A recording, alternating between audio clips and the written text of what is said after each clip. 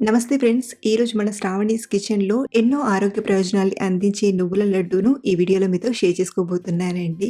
ఈ లడ్డు మంచి రుచిగా ఉండడమే కాదు, ఆరోగ్యానికి రామబాణంలా పనిచేస్తుంది. రక్తం తక్కువగా ఉన్నవారైనా, ఎముకలు బలహీనంగా ఉన్నా, తరచూ నీరసంగా అనిపిస్తున్న ఈ లడ్డూలను ఇలా చేసుకొని రోజుకు ఒకటి చొప్పున తిని చూడండి.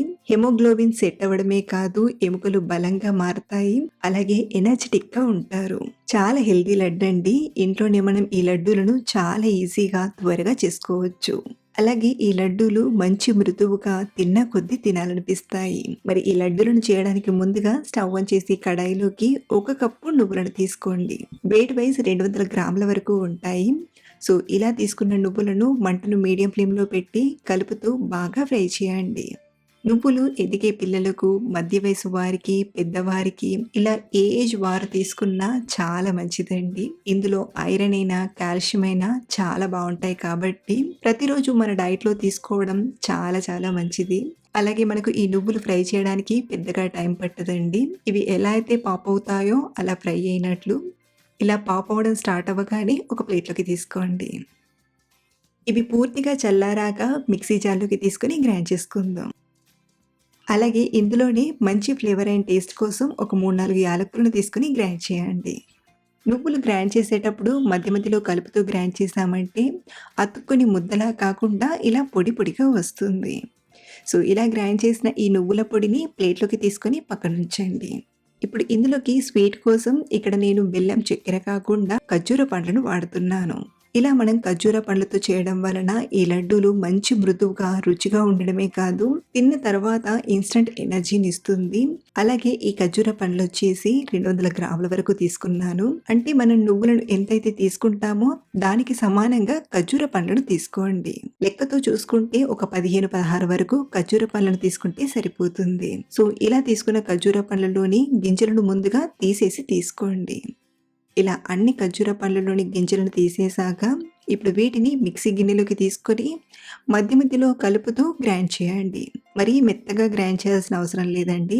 లైట్‌గా బరకగా గ్రైండ్ చేసినా సరిపోతుంది.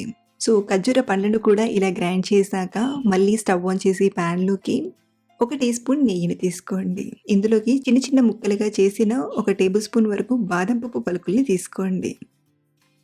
అలాగే 1, 2 టేబుల్ స్పూన్ల నువ్వులను తీసుకొని ఫ్రై చేయండి. ఇక్కడ నేను వీటిని కొంచెం నెయ్యి వేసి ఫ్రై చేస్తున్నాను కదా! మీరు కావాలంటే నెయ్యి వేయకుండా డైరెక్ట్‌గా ఫ్రై చేసైనా తీసుకోవచ్చు. అలాగే మీరు కావాలంటే ఇందులో ఉన్న బాదం పప్పుని స్కిప్ చేసి ఓన్లీ నువ్వులను తీసుకొనైనా చేయొచ్చు. ఇవి బాగా వేగాక ఒక గిన్నెలోకి తీసుకొని పక్కనుంచండి. మళ్ళీ ఇదే ప్యాన్‌లోకి 1, 2 టీ స్పూన్ల నెయ్యిని తీసుకొని మనం గ్రైండ్ చేసి పెట్టిన ఖర్జూర పండ్ల ముద్దను తీసుకోండి. ఇది కొంచెం గిన్నెకు అతుక్కున్నట్టుగా అనిపిస్తుంది. కాబట్టి నిదానంగా గిన్నెకున్నది మొత్తం తీసుకొని ఇలా ప్యాన్‌లోకి తీసుకోండి. ఇప్పుడు మంటను మీడియం ఫ్లేమ్‌లోనే ఉంచి ఇలా కొంచెం నొక్కినట్టుగా చేస్తూ ఫ్రై చేయండి. మరి ఎక్కువసేపు ఫ్రై చేయాల్సిన అవసరం లేదండి. ఇలా కలుపుతూ ఒక 2 నిమిషాలు ఫ్రై చేస్తే సరిపోతుంది. ఇలా ఫ్రై చేసేటప్పుడు మీకేమైనా గట్టిగా అనిపిస్తే ఎక్స్‌ట్రాగా మళ్ళీ 1, 2 టీ స్పూన్ల నెయ్యిని వేసి ఫ్రై చేయండి. ఇక్కడ నేను తీసుకున్న డేట్స్ మంచి మృదువుగా ఉన్నాయి కాబట్టి ఎక్స్‌ట్రా నెయ్యి వేయాల్సిన అవసరం లేదు. ఇలా ఒక 2 నిమిషాలు ఫ్రై చేశాక స్టవ్ ఆఫ్ చేసేసి మనం గ్రైండ్ చేసి పెట్టిన నువ్వుల పొడిని తీసుకోండి. వేడి మీద అంత బాగా కలపలేం కాబట్టి కొంచెం చల్లారిపోయాక చేత్తో బాగా కలపండి.